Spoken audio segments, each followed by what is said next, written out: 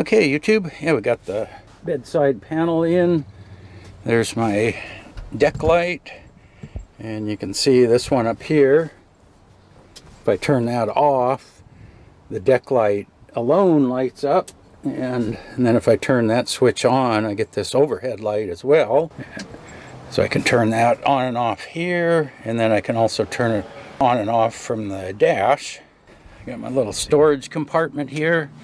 You can see the plywood bottom there to keep stuff from falling out of the way. So yeah, that's all set up. Oh, I got one more screw I've got to screw in. Yeah, it took me, probably half a dozen in and outs here.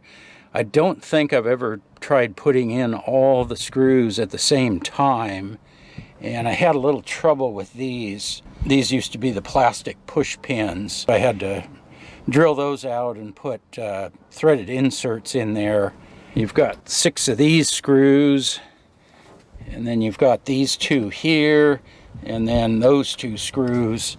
If the panel shifts up and down a little bit with one of the holes in the back, all of a sudden these holes don't line up. So yeah, it's a little bit tricky getting them all in there at once, but yeah, that looks pretty good. So yeah, now I've got my little storage compartment. I can pop that up there and put the little latch in. It looks pretty much like the factory one. I did the same radius on the corners. So yeah, finally got that one done. So now I've got to move on to the passenger side. I've got to do some wiring on the passenger side, but I figured I'd get this one done because it's basically standalone. Just plug the deck light into the connector. You have to slide the bedside in, plug the connector in, and then you can slide it the rest of the way.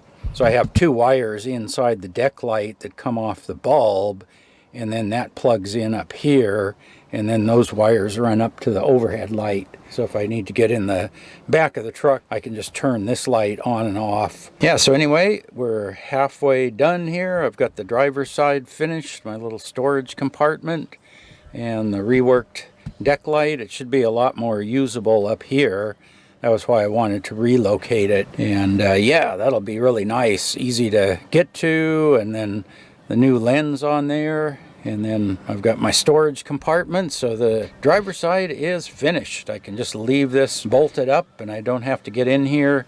Now the next thing I got to do is get this loaded up with all my various spare parts and things. So I'll have to probably play around one afternoon, just try to pack that as tight as I can, and yeah, we should be good to go.